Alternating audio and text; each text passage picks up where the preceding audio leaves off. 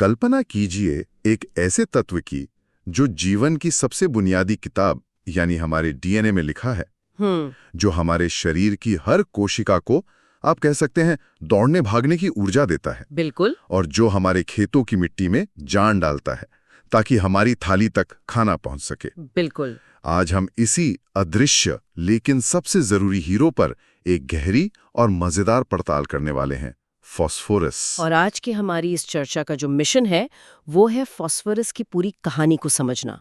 ये सिर्फ विज्ञान की किताब का एक चैप्टर नहीं है, ये हमारी जिंदगी से जुड़ा है। सही। हम जानेंगे कि ये असल में है क्या, क्यों ये एक छोटे से पौधे से लेकर हम इंसानों तक हर किसी के लिए इतना जरूरी है, और खेती में इसका क्या कमाल का रोल है। और हमारे पास इसके लिए कुछ बढ़िया स्रोत भी हैं। है ना? हाँ, हमारे पास कृषि पर एक काफी अच्छी हैंडबुक है, मिट्टी की जांच पर कुछ सरकारी दस्तावेज हैं और जमीन की सेहत से जुड़े कुछ नोट्स भी हैं। तो फिर देर किस बात की, चलिए इसकी परतें खोलना शुरू करते हैं। जी। सबसे पहले तो मेरे जहन में एक सवाल आता है। हम सुनते हैं कार्बन, ऑक्सीजन, लोहा, ये सब अकेले मिलते हैं। क्या फास्फोरस भी ऐसा ही है? यही तो इसकी कहानी का सबसे दिलचस्प पहलू है। फास्फोरस थोड़ा कह सकते हैं शर्मीला तत्व है। ये कभी अकेला नहीं घूमता। अच्छा। ये हमेशा दूसरे तत्वों के साथ मिलकर जुड़कर रहता है। इन यौगिकों को हम फॉस्फेट कहते हैं। तो जब भी हम फास्फोरस की बात करते हैं, असल में हम इन फॉस्फेट्स की ही बात कर रहे होते हैं। अच्छा, तो ये एक टीम प्लेयर है। और इसकी सबसे बड़ी भूमिका कहाँ है? सूत्रों में तो इसे जीवन की बुनियाद कहा गया है। ये सुनने में बहुत बड़ा दावा लगता है। और ये दावा 100% सच है। इसकी सबसे बड़ी और सबसे जरूरी भूमिका हमारे होने की वजह में है। ये हमारे डीएनए और आरएनए का एक मुख्य हिस्सा है। डीएनए और आरएनए का? हाँ, सोचिए, डीएनए एक घुमावदार सीढ़ी की तरह होता है, और उस सीढ़ी का जो ढांचा है जो इसे पकड़ कर रखता है वो फास्फोरस से ही बनता है। इसके बिना तो हमारे शरीर का ब्लूप्रिंट ही बिखर जाएगा। कमाल है। मतलब हमारे अंदर जो कोड हमें बनाता है वो फास्फोरस के बिना मुमकिन ही नहीं। और वो ऊर्जा वाली बात क्या है? वो इसका दूसरा सुपर पावर है। हमारी हर कोशिका के अंदर एक एनर्जी करेंसी होती है, जैसे हमारे बटुए में रुपए होते हैं। इस करेंसी को एटीपी कहते हैं। एटीपी? और इस एटीपी का जो पी है वो फास्फोरस ही है। जब भी हमारी कोशिका को कोई काम करना होता है, सोचना, हिलना, सांस लेना, वो एक एटीपी का सिक्का खर्च करती है। मतलब कोई फास्फोरस नहीं तो कोई ऊर्जा नहीं। बिल्कुल। शरीर का एनर्जी सिस्टम पूरी तरह ठप हो जाएगा। इसकी जगह कोई और तत्व नहीं ले सकता। तो ये सचमुच हर जीवित चीज में है, हर पल काम कर रहा है। चलिए पौधों की बात करते हैं। हमारे स्रोत इस पर बहुत जोर देते हैं। पौधों के लिए ये इतना खास क्यों है? पौधों के लिए तो ये अमृत जैसा है। सबसे पहले ये प्रकाश संश्लेषण यानी फोटोसिंथेसिस के लिए बेहद जरूरी है, जिससे वो धूप से अपना खाना बनाते हैं। सही, ये वही प्रक्रिया है। इसके बिना पौधे भूखे रह जाएंगे। दूसरा, ये पौधों की कोशिकाओं की दीवारों का एक जरूरी हिस्सा है जो उन्हें मजबूती देता है। और तो और प्रोटीन और विटामिन बनाने में भी इसका हाथ होता है। तो आसान भाषा में कहें तो बिना फास्फोरस के पौधे ना ऊर्जा बना सकते हैं, ना अपना ढांचा खड़ा कर सकते हैं, और ना ही बड़े हो सकते हैं। बिल्कुल सही कहा आपने। तो एक तरफ फास्फोरस जीवन के लिए इतना जरूरी है, लेकिन यहीं पर कहानी में मुझे लगता है संतुलन का पहला मोड़ आता है। सूत्रों के मुताबिक ज्यादातर मिट्टी में होते हुए भी ये पौधों को आसानी से नहीं मिलता। इसका क्या मतलब है? खजाना जमीन में गड़ा है पर ताले की चाबी नहीं है। आपने बिल्कुल सही पकड़ा। यही खेती की सबसे बड़ी चुनौतियों में से एक है। देखिए, पौधे अपनी जड़ों से पानी में घुले हुए पोषक तत्व सोखते हैं जी, लेकिन फास्फोरस के जो यौगिक हैं वो पानी में आसानी से घुलते नहीं, मतलब बहुत जिद्दी होते हैं। अच्छा। इसलिए एक तेजी से बढ़ने वाली फसल, मान लीजिए मक्के की फसल, उसे अपनी जरूरत पूरी करने के लिए दिन में 10 बार तक मिट्टी के घोल से फास्फोरस खींचना पड़ता है। दिन में 10 बार? अरे बाप रे, ये तो ऐसा है जैसे किसी एथलीट को मैराथन दौड़ते समय हर कुछ मिनट में एनर्जी ड्रिंक पीना पड़े। हाँ, कुछ वैसा ही है। पौधे वाकई जिंदा रहने के लिए बहुत मेहनत करते हैं। तो क्या होता है जब उन्हें ये एनर्जी ड्रिंक नहीं मिलता? हमारे सूत्रों में इसकी कुछ तस्वीरें भी हैं जो काफी परेशान करने वाली हैं। हाँ, और इसके लक्षण साफ दिखते हैं। सबसे पहले तो पौधे का विकास रुक जाता है, वो बौना रह जाता है। तने पतले और कमजोर हो जाते हैं, मतलब पौधा अब कुपोषित दिखने लगता है। और पत्तियों का रंग भी बदल जाता है ना? तस्वीरों में मक्के के पौधे की पत्तियां बैंगनी रंग की दिख रही हैं। बिल्कुल, और ये बैंगनी रंग सबसे बड़ा संकेत है। हमारे सूत्रों में मक्के की जो तस्वीर है वो इससे साफ दिखाती है। एक स्वस्थ हरे पौधे के बगल में एक छोटा बैंगनी रंग का पौधा है जो साफ तौर पर संघर्ष कर रहा है। तो वो बैंगनी रंग एक तरह से पौधे का मदद के लिए चलाना है। आप कह सकते हैं ये बताता है कि वो अपनी पूरी ताकत लगाकर भी ऊर्जा नहीं बना पा रहा है। और इसका असर सिर्फ दिखने में नहीं होता होगा, पैदावार पर तो बहुत गहरा पड़ता होगा। जाहिर सी बात है, जब पौधा ही कमजोर है तो उसकी जड़ें भी कमजोर होती हैं, जिससे वो और भी कम पोषक तत्व खींच पाता है। फूल और फल देर से आते हैं और फसल भी देर से पकती है। सूत्रों में कोई उदाहरण है इसका? हाँ, जौ की फसल का एक बहुत जबरदस्त उदाहरण है। एक प्रयोग में देखा गया कि जिस खेत में पर्याप्त फास्फोरस था, वहां पैदावार 6.4 टन प्रति हेक्टेयर हुई। 6.4 टन, ठीक है। लेकिन जहां इसकी कमी थी, वहां पैदावार घटकर सिर्फ 2.9 टन रह गई।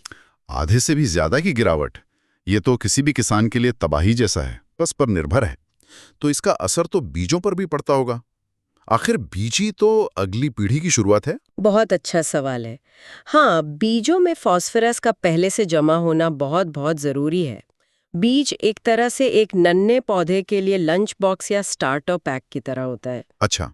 जब बीज अंकुरित होता है, हाँ। तो उस नन्हे पौधे को अपनी पहली जड़ें और पत्तियां निकालने के लिए ऊर्जा चाहिए होती है, और ये ऊर्जा उसे बीज में जमा फास्फोरस से ही मिलती है। अगर बीज में ही फास्फोरस कम होगा तो शुरुआत ही कमजोर होगी। तो ये पौधों के लिए जीवन मृत्यु का सवाल है, और पौधे हमारी खाद्य श्रृंखला का आधार हैं। इसका सीधा मतलब है कि ये हमारे लिए भी उतना ही महत्वपूर्ण है। ये हमारे शरीर में कैल्शियम के बाद दूसरा सबसे ज्यादा पाया जाने वाला खनिज है। दूसरा सबसे ज्यादा? हाँ, हमारे शरीर का लगभग 85% फास्फोरस हमारी हड्डियों और दांतों में कैल्शियम फॉस्फेट के रूप में जमा होता है। ये हमारी हड्डियों को वो मजबूती देता है, और इसकी कमी से हड्डियों के विकास, उनकी बनावट और यहाँ तक कि प्रजनन क्षमता पर भी असर पड़ता है। सूत्रों के मुताबिक एक वयस्क के लिए रोजाना लगभग 1.6 ग्राम P2O5 की जरूरत होती है। एक मिनट, आपने P2O5 कहा, शुद्ध फास्फोरस नहीं। क्या ये कोई खास तरीका है इसे मापने का? हमारे श्रोता शायद ये जानना चाहेंगे। हाँ, ये ध्यान देने वाली बात है। P2O5 यानी फास्फोरस पेंटॉक्साइड, ये असल में कृषि और पोषण विज्ञान में फास्फोरस की मात्रा बताने का एक स्टैंडर्ड तरीका है। अच्छा, एक स्टैंडर्ड यूनिट है। बिल्कुल, ये फास्फोरस की मात्रा को उसके ऑक्साइड रूप में दिखाता है, जिससे अलग अलग उर्वरकों या खाद्य पदार्थों में इसकी तुलना करना आसान हो जाता है। ये सिर्फ एक कन्वेंशन है। समझ गया। और जानवरों के बारे में क्या? हमारी खाद्य श्रृंखला में उनका भी एक अहम हिस्सा है। सिद्धांत बिल्कुल वही है। पशुओं में इसकी कमी से हड्डियां कमजोर होती हैं, दूध का उत्पादन घट जाता है और स्वास्थ्य से जुड़ी कई और समस्याएं होती हैं। इसीलिए उन्हें सप्लीमेंट दिए जाते होंगे। हाँ, इसीलिए अक्सर पशुओं के चारे में फॉस्फेट सप्लीमेंट मिलाए जाते हैं।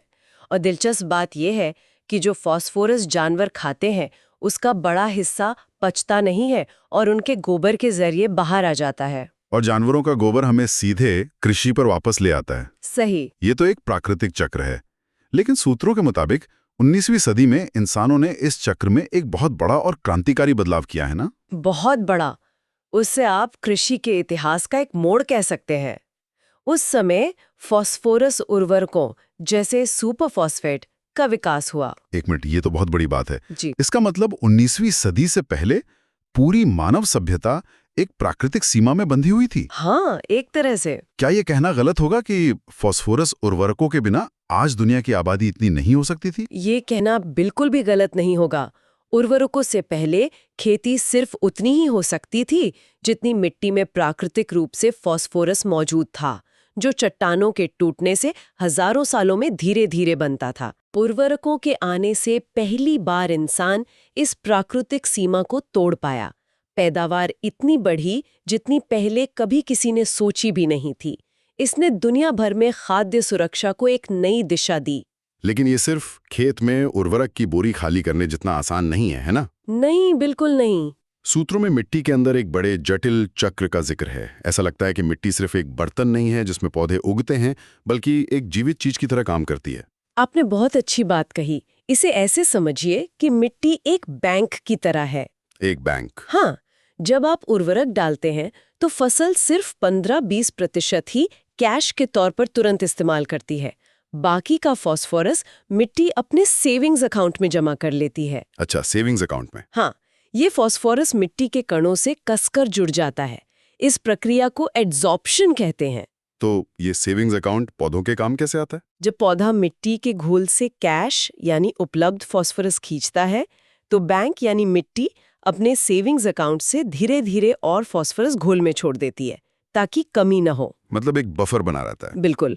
तो समय के साथ सही मात्रा में उर्वरक का इस्तेमाल करने से मिट्टी का ये सेविंग्स अकाउंट भरता जाता है और मिट्टी ज्यादा उपजाऊ हो जाती है।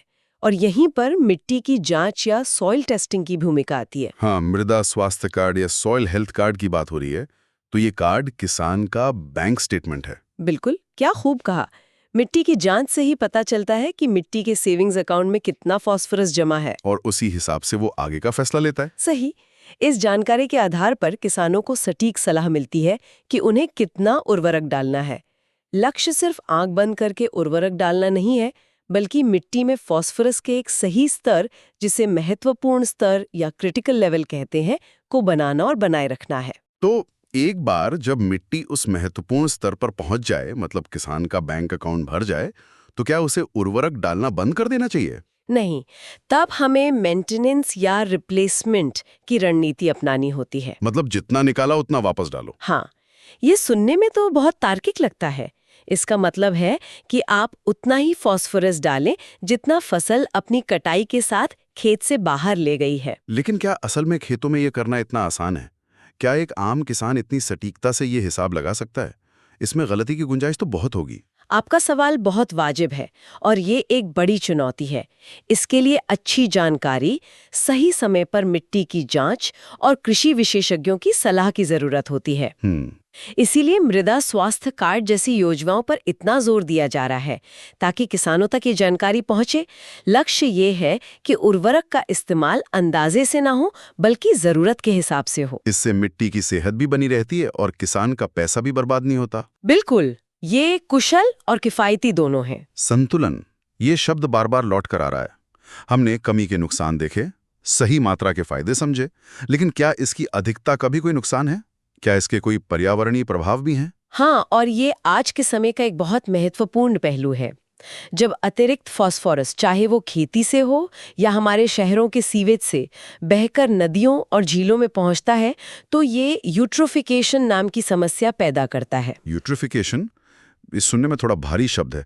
आसान शब्दों में इसका क्या मतलब है? आसान शब्दों में कहें तो ये पानी में मौजूद शैवाल, मतलब एल्गी के लिए एक सुपर उर्वरक का काम करता है। ओह, अच्छा। जैसे खेत में उर्वरक डालने से फसल तेजी से बढ़ती है, वैसे ही पानी में फास्फोरस पहुंचने से शैवाल की आबादी में विस्फोट हो जाता है।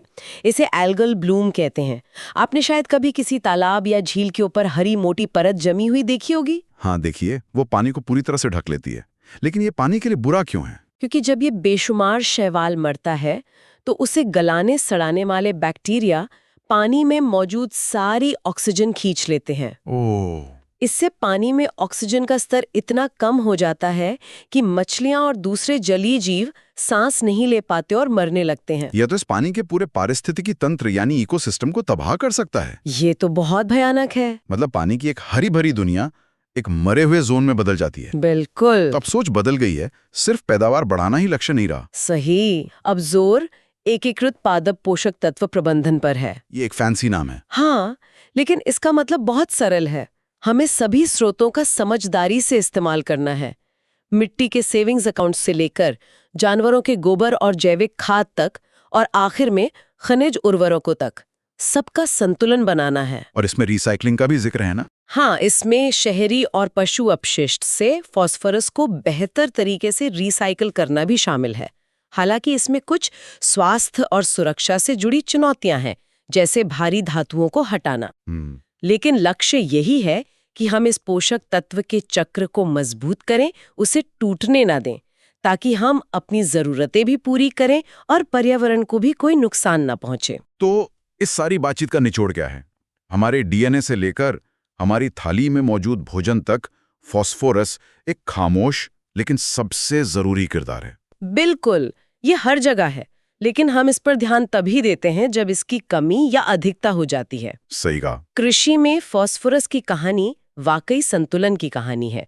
ये कमी से बहुतायत तक और अब दक्षता और स्थिरता की ओर एक यात्रा है। और ये इस बात की कहानी है कि हम एक सीमित और कीमती संसाधन का प्रबंधन कितनी समझदारी से करते हैं। हाँ, ताकि हम आज की जरूरतों को भी पूरा कर सकें और आने वाली पीढ़ियों के लिए भी इस ग्रह को सुरक्षित रख सकें। और हमारे श्रोताओं के लिए आगे सोचने के लिए एक विचार। स्रोत में फाइटेज नाम के एक एंजाइम का जिक्र है। हाँ, इसका इस्तेमाल पशुओं के चारे में किया जाता है ताकि वो अपने भोजन में मौजूद फास्फोरस को ज्यादा अच्छे से पचा सकें। हाँ, इससे उनके गोबर में बर्बाद होने वाले फास्फोरस की मात्रा कम हो जाती है। ये एक दिलचस्प सवाल खड़ा करता है कि आने वाले दशकों में जैव प्रौद्योगिकी और सूक्ष्म जीव विज्ञान में होने वाली तरक्की, जैसे कि ज्यादा कुशल बायोफर्टिलाइजर बनाना या ऐसे ही और एंजाइम विकसित करना, फास्फोरस जैसे जरूरी पोषक तत्वों के साथ हमारे रिश्ते को पूरी तरह से कैसे बदल सकती है। क्या हम एक ऐसा भविष्य बना सकते हैं जहां हम कम संसाधनों से ज्यादा हासिल कर सकें और प्रकृति के साथ बेहतर तालमेल में जी सकें? यही सबसे बड़ा सवाल है। ये इन स्रोतों पर एक गहरी और मजेदार पड़ताल थी। अगर इस चर्चा से कोई सवाल उठा हो या ये आपको दिलचस्प लगी तो अपनी प्रतिक्रिया जरूर दें। हमें आपकी राय और सवालों का इंतजार रहेगा।